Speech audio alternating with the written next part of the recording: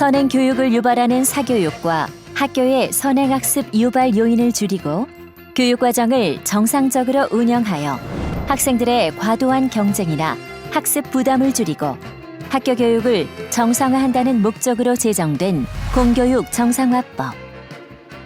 이번 시간에는 공교육 정상화법이 왜 만들어졌는지, 학교에서는 어떻게 적용되고 있는지에 대해 알아보겠습니다.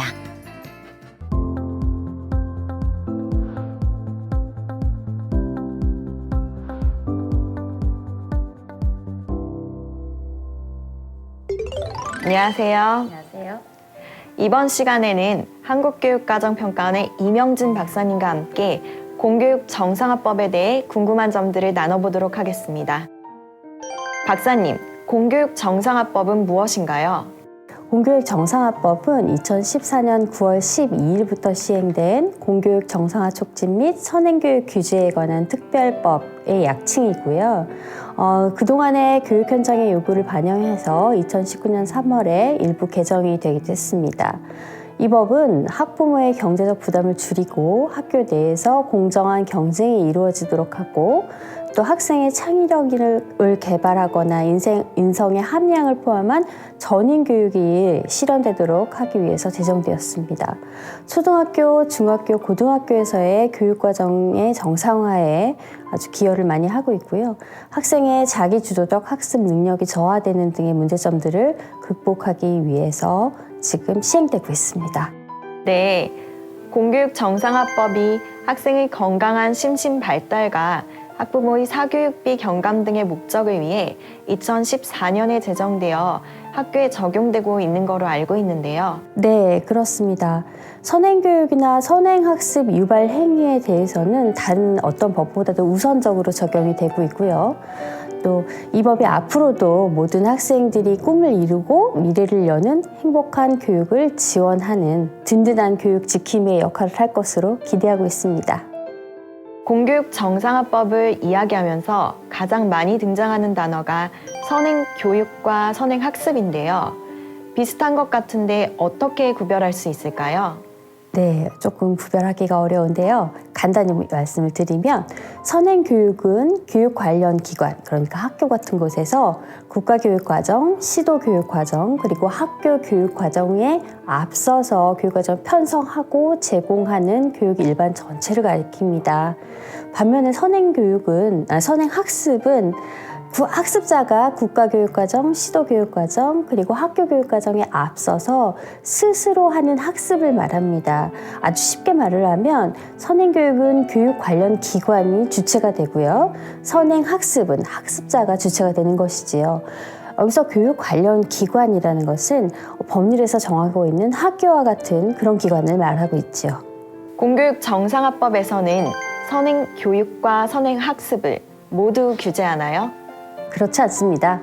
학교와 같은 교육 관련 기관에서의 선행교육은 규제하고 있지만, 학습자가 스스로 자발적으로 하는 선행학습은 규제하지 않습니다. 하지만 학생들의 학습권을 침해하는 선행학습 유발 행위는 규제의 대상이 됩니다. 선행교육과 선행학습 유발 행위에는 구체적으로 어떤 사항들이 해당될까요? 선행교육은 앞서서 편성하는 것, 그러니까 교육과정을 앞서서 편성하는 것, 그리고 앞서서 교육과정을 운영하거나 제공하는 것, 그런 것들을 말을 하고 있어요. 예컨대 입학 예정인 학생들을 대상으로 그 학생이 입학 이후에 배워야 되는 교육과정을 미리 운영하는 것, 이런 것들이 선행교육에 해당이 됩니다. 선행학습 유발 행위는 학교 시험이나 교내 대회, 그리고 각종 무슨 평가에 있어서 앞서서 평가하는 경우를 말하고 있어요. 예컨대 입학 예정인 학생들을 대상으로 상급 학교에서 배운 학교 교육 과정의 내용을 포함하여 문항을 출제하는 평가를 한다라고 한 경우가 선행학습 유발 행위가 되겠죠. 고등학교의 경우에는 대학별 고사, 그러니까 대학을 진학하기 위해서 실시하는 대학별 고사에서 고등학교 교육 과정을 넘어선 내용을 출제하는 경우가 이런 선행학습 유발 행위에 해당한다고 봅니다. 그럼 공교육 정상화법은 어떻게 운영되는지 알아볼까요? 말 그대로 공교육의 정상화를 위한 공교육 정상화법. 학부모님들이나 학생들은 공교육 정상화법이 학교에서 어떻게 적용되는지에 대해 궁금하실 텐데요. 박사님, 공교육 정상화법은 학교에서 어떻게 적용되고 있나요? 네, 크게 네 가지로 볼 수 있는데요. 우선은 선행학습이 필요 없는 학교 수업이 이루어지도록 하고 있습니다. 두 번째는 학교 시험은 학교에서 배운 내용에서만 출제하는 것으로 하고 있고요. 세 번째는 사교육 없이 준비할 수 있는 상급 학교, 공정한 입학 전형을 마련하고 진행하고 있고요. 마지막으로 선행학습을 유발하지 않도록 하기 위해서 철저한 지도, 관리, 감독이 이루어지고 있습니다. 학교에서 공교육 정상화법이 어떻게 운영되는지 상세히 말씀해 주시겠습니까? 먼저 선행학습이 필요 없는 학교 수업은 어떻게 해야 하나요? 네. 우선적으로 교육과정에 아주 충실한 학교 교육이 되어야 되겠죠. 네. 국가 교육과정에 따라서 학교가 학교 교육과정을 편성하고 그 내용을 공시하게 되어 있습니다. 그런데 공시한 교육과정의 범위와 수준 내에서 학교 수업과 방과 후 수업이 또 운영을 하게 되는데요. 또 학생의 학습권을 보호하기 위해서 선행학습을 전제로 한 수업은 안 되고 학교에서의 수업 활동만으로 학생들이 성취 기준에 도달하도록 노력을 해야 됩니다. 수업 활동을 통해 배운 내용에서만 학교 시험을 출제하니까 학생들 입장에서는 수업 활동에만 열심히 참여하면 시험 부담이 확실히 줄어들겠네요. 네, 물론 그렇습니다. 학교 시험 외에도 각종 교내 대회에서도 학생들이 배운 내용만 출제하게 되어 있습니다. 이러한 내용은 각 시도교육청에서 학업 성적 관리 시행 지침으로 상세히 안내하고 있습니다. 특히 입학 예정 학생들 대상으로 반편성고사를 실시하는 경우들이 있는데요. 이전 학교급의 교육과정 범위를 넘어가서는 안 되는 것이죠. 상급 학교에 입학할 때에도 사교육 없이 준비할 수 있도록 하고 있다고 하셨는데 이와 관련해서는 어떻게 운영되고 있나요? 네. 입학 전형은 이제 학생을 선발하기 위한 그런 전형으로 활용되는 예컨대 특성화 중학교라든지 특수목적 고등학교라든지 아니면 자율형 사립고등학교라든지 이런 곳에서 이제 실시를 하게 되는데요. 입학 이전 학교급에서 배운 교육과정의 범위와 수준 내에서만 입학 전형 시험의 문항을 출제하도록 되어 있습니다. 예를 들면 중학교 입학 시험은 초중학교 교육과정의 범위를 벗어나서는 안 되고요. 고등학교 입학 시험 역시 중학교 교육과정의 범위를 벗어나서는 안 되는 것이죠. 대학별 고사의 경우에 논술, 면접, 구술고사 등도 대학별 선행학습 영향평가를 매년 실시해서 관리, 감독하고 있는 상황입니다. 관리, 감독을 말씀하셨는데요. 공교육 정상화법이 잘 운영되고 있는지에 대해서 어떠한 관리나 감독이 이루어지고 있나요? 네. 교육부와 시도교육청에 교육과정 정상화 심의위원회를 두고 있어요. 그래서 연간 교과지도 계획에 따라서 교육과정이 운영되고 있는지 이걸 살피고 있고요. 선행교육 방지 대책들을 세워서 또 운영을 하고 있어요. 또한 선행학습 영향평가 등을 실시해서 위반 여부에 대해서 의사결정을 하고 있습니다. 그럼 교육기관들이 공교육 정상화법을 위반했을 때 어떠한 조치들이 이루어지나요? 학교나 대학의 시정이나 변경을 명령할 수 있고요. 조금 상황이 중한 경우에는 학생 정원이나 학급, 학과의 감축 또는 폐지와 같은 행재정적 조치가 취해지게 됩니다. 공교육 정상화법에 대해 궁금한 점을 알아볼까요? 학부모님들과 학생들은 공교육 정상화법에 대해 설명해 주신 내용 외에도 여러 가지 궁금증이 많으실 것 같습니다. 앞에서 선행 교육과 선행 학습의 기준을 살펴보기도 했지만 선행의 기준이 많이 궁금하실 것 같습니다. 공교육 정상화법에서 선행이라고 할 때 그 기준은 무엇인가요? 네, 선행의 의미는 학교 교육과정보다 앞서서 가는 것을 의미하지 않습니까?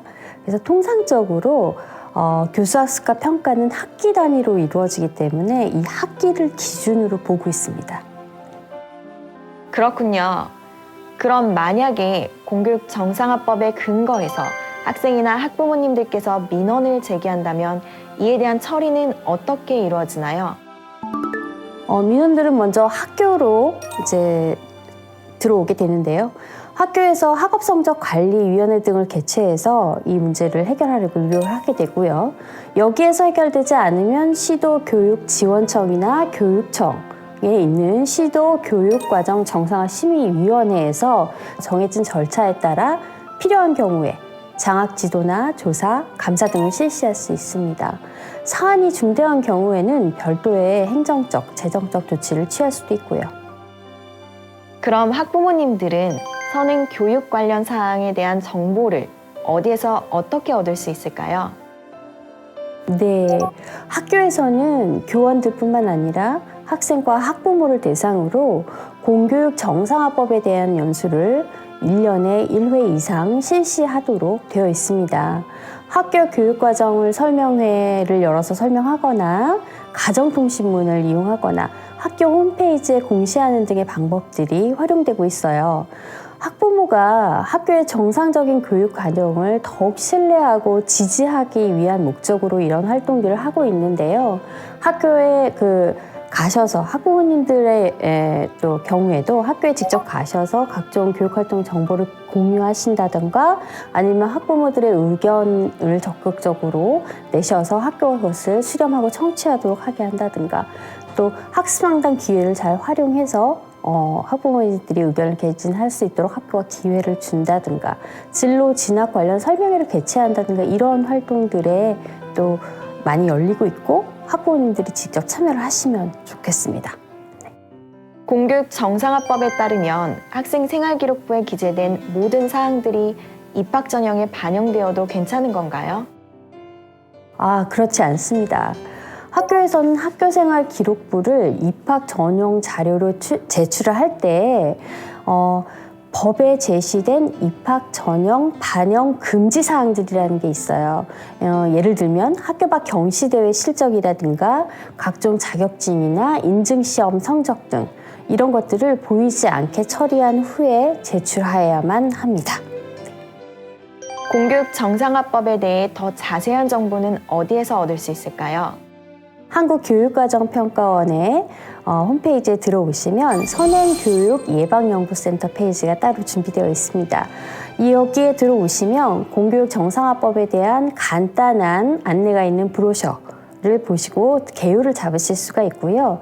Q&A를 담고 있는 매뉴얼북이 있어요. 거기를 통해서 아주 자세한 내용들을 볼 수 있으니까 세부적인 궁금증은 그것을 통해서 해결하시면 될 것 같습니다.